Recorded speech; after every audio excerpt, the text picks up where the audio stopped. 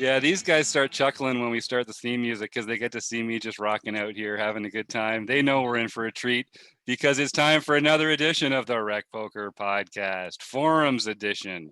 I'm your host, Jim Reed, Bluff Sterini in the home game, or you can learn about me and the rest of the wrecking crew here by going to rec.poker/crew. I'd like to thank website AMP and the wonderful Running Aces Hotel, Racetrack, and Casino. So, gentlemen, here we are. Just like every week, we are playing in the nightly Rec Poker home game, trying to steal each other's chips. We're going to take a look at a forum post from the Rec Poker forums, just like we do every week. And just like we do every week, let's introduce ourselves to Rec Poker Nation and tell them where they can find us. I'm Chris Jones. I'm 5x5 on Poker Stars and Twitter. And I'm John Somsky. I'm Poker Geek MN everywhere. And I'm Rob Washam, and I'm Rabman50 everywhere. Everywhere he goes, that's where he is. That's who he is. It's the one and only Rob Washam. Great to have you back this week, Rob. And John and Chris, of course, I have the best job in the world. So every week we just get to talk about poker with the Rec Poker panel. Tonight, we are going to take a look at a post by ARW, who gets a lot of play on the show because he puts these fantastic posts out there. This is about the North Dakota Poker Tour that we recently did a road trip tour. First road trip. Fun. First road trip 2021. We are in. Live poker is official. And I wasn't able to make it down across the border, unfortunately, but I was very jealous. And I understand that everyone there had a great time. It was nice to rub elbows with some Rec Poker Nation in person. Literally in some cases, from what I understand. So here we've got a spot where ARW, our friend Adam, is actually highlights a few hands here. And I should tell our listeners, you should just go, if you want to get more details from the forum post, go to rec.poker and just check out the post itself. We'll mention a couple different points here as we come along, but you'll get more out of it by going and checking out the post itself. So he does mention a few different hands here. And the one that I think we wanted to talk about was where he has 10-10 in the small blind. And he refers to some earlier action that might inform the decision making that we take here. But I wonder if you guys had a thought. 10-10 is one of those hands that I think people feel it's one of those cusp hands where it's a value. It's like jacks, right? It's a value hand, but you don't want to see a flop. And it's like it's a strong one pair hand, but it's still only a one pair hand. It's not very dynamic. Out of position is harder to play than in position. I think people get sometimes people have trouble deciding if they're set mining or not, because when you go to the flop with a hand like tens, there's really only one way for that hand to improve. And so when you're pre-flop, you got to be thinking, am I taking this to the flop to improve, or am I taking this to the flop as a one pair hand? A lot of that will have to do with stack, table dynamics, position. Are there any like general rules that come out to you guys when you're in a spot like that? Well, I know that I find myself in a lot of situations when I'm in position, if somebody raises first in, and I'm sitting there with one of those types of hands, nines, tens, jacks, king jack, queen jack, those types of hands, you really have this urge to just call and see a flop. But it's really not a very good idea because you're burning chips. You're just burning chips. And I guess stack depth has a lot to do with it. If I'm deeper, I have this tendency to just want to see a flop with it. But I'm just burning chips, because unless the flop absolutely crushes you, you're facing an open already. And obviously your hand isn't good enough to 3-bet. So what are you doing there? You're behind no matter what. So I got into a thing yesterday when I was playing online. I decided that in that position with those types of hands, I would never call. I would either 3-bet or fold.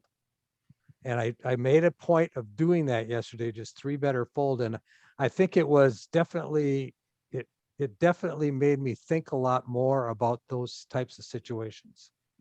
Now, he's in the small blind. I'd probably call there. Yeah, well, what we should mention too is I think there's a difference between calling from the small blind, but in this hand there are limps in front of our hero in the small blind rather than opens and flats, which I think is a much different situation for me. Uh, when I see a bunch of limps coming in and I've got a hand like 10-10, I want to put in a fairly large bet. Out of position, I rate to have the best hand a lot right now. Um, and I, you know, until I know I'm facing a opponent who's capable of limping aces or kings or some sort of premium, I'm going to assume that they're not.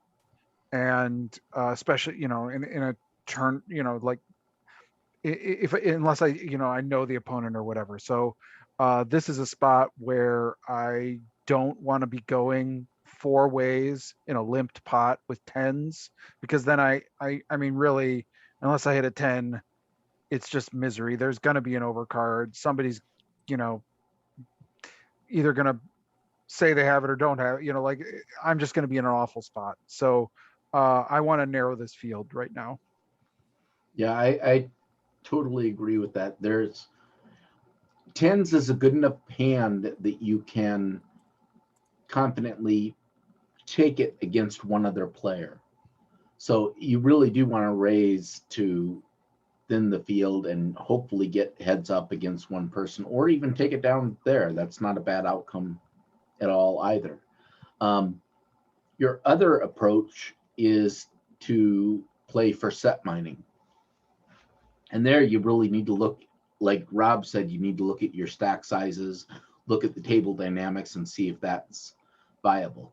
I mean, if it were something like pocket deuces, set mining is all you would think of. And that's the key is, if you take that approach, then you have to treat the tens like they are deuces.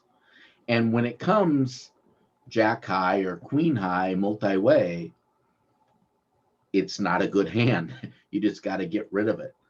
So, but I think the better approach is to raise in that particular situation. Yeah, I think the one key that's coming through is to have a plan for the hand. And it's not like you always have to stick to the plan, because new information comes up, people give you tells, but what you should be able to predict is, what are the 13 possible cards that are going to come on the next, like you should have a plan for at least what are the very predictable things like flops that are going to come out, or what's the turn card going to be, or stuff like that. Like that's a level of looking ahead that you can actually that's a sound investment in your poker strategy. So let's see if Jonathan Little has anything to say about that, and then we'll come back and wrap this up. Have you ever wondered whether you should call a preflop raise or 3-bet instead? Hello. What do you do when you have a flush draw? Do you raise it, or do you just call? What do you do with ace-king when you miss the flop? Are you tired of guessing about what the right play is with your particular hand? Well, my name is Jonathan Little, and I am a 2-time World Poker Tour champion and creator of PokerCoaching.com, where we offer over 1,000 interactive hand quizzes where you play a hand and then get real-time feedback from our world-class pros. That's a lot. Don't guess and don't stress. Just register for your free account at pokercoaching.com/recpoker right now. So Jonathan Little talks about, playing your hand in the moment there in that ad. And that's one thing that I think we're talking about here as well, is sort of the difference between, we talked last week in a hand where I was playing pocket jacks, where I wasn't playing my range, I was playing my hand.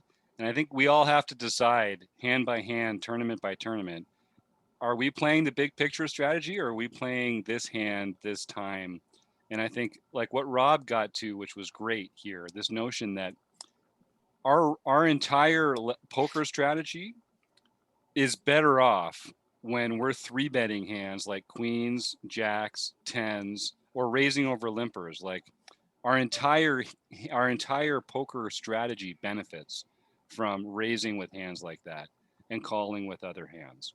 So it's not that it's wrong to call in a spot like that, but you're kind of cheating yourself. You're burning those chips, like Rob's saying, in the big picture, by not having a coordinated strategy that just involves just when it comes down to the math, folks, like it's one of the best hands. So if you're not going to include that in your raising range, then you don't have a very balanced raising range, or at least it's not robust enough for the games that we're going to be playing today. And I think people And also underestimate. Yeah, Rob. if you're in the small blind, then in that situation, you have two limpers in front of you. What are you raising to? In that situation, I'm probably raising to 5.5, 6 big blinds. That's probably what what I feel. And I would raise in the small blind to 3.5 big blinds typically. If I was opening, if everybody folded to me, I'd probably raise to 3.5 big blinds. So now if I have limpers in front of me, I'm going to add a big blind for each of those limpers. Yep. And make it very expensive for them to continue. I do like I'm a lazy, unintelligent player, and I like really easy decisions. So I tend to size up out of position even more than most people, and I'm probably giving up a bit of an edge there. But I like the easy decisions that predefined ranges give me. So I might be raising over two limpers to even like 7 or 8 there out of position, and I mean, in a cash game more. We're talking. This is a tournament, so it's not going to come up, but. Right. But yeah, because I think the question's always like, what is going to put them to a real decision, And when I'm in position in a limped pot as the limper, I'm thinking, yeah, give me a callable raise. I've already displayed that I like to play passively in position, so I want to rob them of that comfort zone by sizing up, and I guess it has to be with a stronger range. So then, Rob, so I guess that's part of the question then is, are 10s in that range? Because it is so Oh attractive yeah, it's half a big definitely. blind and you get to just see. But yeah, I think so too. I Oh, think so too. definitely. I think Yeah. 10s are in that range. I think the key is who wants to limp in that situation to be out of position the whole time Right. against a bunch of random hands. Right. At least by raising, if somebody's going to call you when you do raise to 5.5, 6.5 big blinds, you're going to have a better feel for the types of hands they're going to be doing that with. Mm-hmm. Oh, Chris. Chris just got four suited out of a hand in the home game. Sorry, buddy. Good game, sir. Good game. Although I don't mind not having you 2 seats to my left anymore. All was all coming according to plan there. Hit my flush. Everything was going sweet. And then the fourth Yeah, diamond comes. There is just nothing good. There's just nothing good that can come from that. And I guess the only other point I wanted to make is that, as Rob said earlier, people underestimate how valuable it is. Just take that pot down. Just take down those, 4.5 big blinds that are in there already. If you're telling me that every time I play pocket 10s, I'm going to pick up 4 or 5 big blinds, I'm okay with that too. Especially out of position. Nothing wrong with that. Yeah, and honestly, the last thing I'll say is it looks like we don't have the stack sizes of everyone at the table, right? But if I'm in this spot and I've got pocket 10s, there's a bunch of limpers, and everyone's at these kind of like, it looks like somebody has 16 blinds behind. If everyone is kind of in that like under 20 big blind, and I've got more, Right. I may just shove with 10s. Yeah. And put them to a decision for their stack. Yeah. Because I said, I think I've got the best hand, and I think sometimes you can get called by worse, and it's pretty good. Mm-hmm. Oh, I had such a good point I wanted to make on the back end of that. Bugger. We don't Well, do yeah, it these has to often do- enough. You have Yeah, to Ruff. pay attention to the stack sizes of the people yet to act, or the Right. people that have already Yep, limped. yep. And I love that point. I love that point, Chris, because when I talked earlier about making a decision that if it's raised in front of me and I have position, I'm not going to call. A lot of that has to do with the people that are yet to act. If you call and you've got people with rejam stacks, well, you're just setting yourself up to be blown off that hand. Yep. By raising, you're taking away, by 3-betting instead of just calling a raise first in, you're taking away their ability to rejam and have any fold equity.